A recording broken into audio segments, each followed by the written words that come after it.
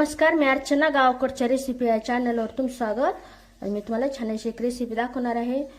तर कोणती डाळ असो या पद्धतीने बनवून पहा, नक्कीच आवडेल तुम्हाला. इथं मी हरभऱ्याची डाळ गरम पाण्यात अर्ध्या तासासाठी भिजत घातलेली, व्यवस्थित अशी भिजलेली आहे. ते पाणी काढून घ्यायचं. इथं थोडंसं वाटण बनवून घ्यायचं. लसूण घेतलेला आहे, हिरवी मिरची, थोडंसं अद्रक घेतलेली आहे, कोथिंबीर आणि सुक्कं खोबरं असं कट करून घेतलेलं. ते मिक्सरला सुक्कच असं बारीक करून घ्यायचं. सगळं साहित्य तुमच्या आवडीनुसार प्रमाणानुसार घ्यायचं.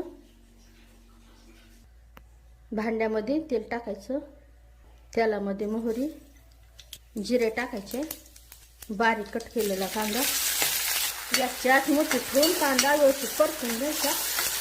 यामध्ये हे सुक्कं वाटण टाकायचं.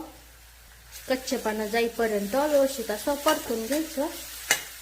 परतत असताना यामध्ये हळद टाकायची. गॅसच्या गरजेनुसार कमी जास्त करायची. यामध्ये ही डाळ टाकायची. व्यवस्थित असं परतून घ्यायचं. थोडंच परतायचं. यामध्ये गरजेनुसार पाणी टाकायचं. गॅसच्याच वाढवलेली, तर तुम्हाला सुक्कं किंवा पातळसर जसं लागतं त्यानुसार पाणी टाकायचं. चवीनुसार मीठ. गॅसच्याच एकदम मंद करायची. मंद आचेवर 7-8 मिनिटं झाकण ठेवायचं. या जागी जर मसूर डाळ, मूग डाळ असेल, मटकीची डाळ, तर फक्त 5 मिनिटासाठी ठेवायचं झाकून.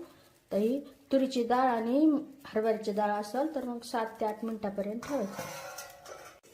इथं तयार झालेली अधूनमधून झाकण काढून चेक करून घेतलेलं, हलवून घेतलेलं. मला सुक्की बनवायची होती. गॅस बंद करून टाकायचा. यावर बारीक कट केलेली कोथिंबीर. नक्की बनवून पहा या पद्धतीने. कोणती डाळ कशी झाली ते मला कमेंटमध्ये सांगा. अशा माझ्या साध्या सोप्या टेस्टी रेसिपीज तुम्हाला आवडत असतील, माझ्या चॅनलला सबस्क्राईब करा. चॅनलवरच्या बाकी रेसिपीजही पहा.